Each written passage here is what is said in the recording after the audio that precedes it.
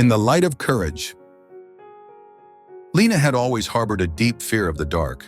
As a child, she would sleep with a nightlight on, its soft glow chasing away the shadows that seemed to creep across her room. Even as she grew older, the fear remained, a quiet anxiety she couldn't shake. In the small town where she lived, courage and bravery were values held in high esteem, but Lena never imagined she would be tested in such a significant way. One chilly autumn evening, Lena was walking home from her job at the local diner.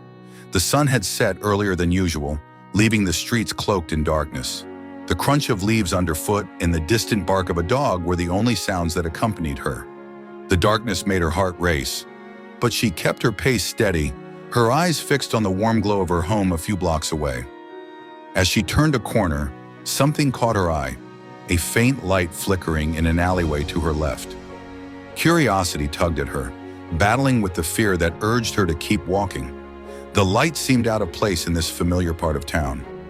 She hesitated, but then thought of her younger brother, who often walked these streets alone. What if he had noticed this light too? With a deep breath, Lena stepped into the alley. The air was cooler here, and the light grew stronger as she approached. As she rounded a corner, she discovered the source, a small fire burning in a metal barrel. Huddled around it was a group of teenagers, whispering urgently. They looked up as she approached, their eyes wide with fear and surprise. One of them, a boy no older than 16, was clutching his arm, blood seeping through his fingers. Lena's fear surged, but a fierce determination quickly overtook it. She knelt beside the boy, examining the wound. It was deep, and it was clear they didn't know what to do. "We need to get you to a hospital," she said firmly, looking each of them in the eye. The teenagers shook their heads, muttering something about not wanting to get into trouble. Lena understood. They were more afraid of the authorities than of the injury. But this was no time to hesitate. "Listen," Lena said, her voice steady despite the trembling in her hands.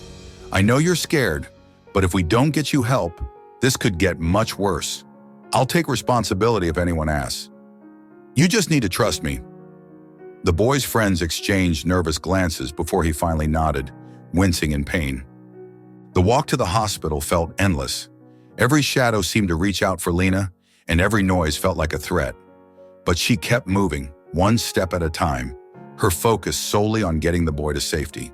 When they finally reached the emergency room, the relief was overwhelming. Nurses rushed him inside, and Lena stayed with his friends, assuring them they had made the right choice. As Lena sat in the waiting room, the adrenaline began to wear off, and she fully realized what she had done. She had confronted her fear of the dark, not for herself, but for someone who needed her help.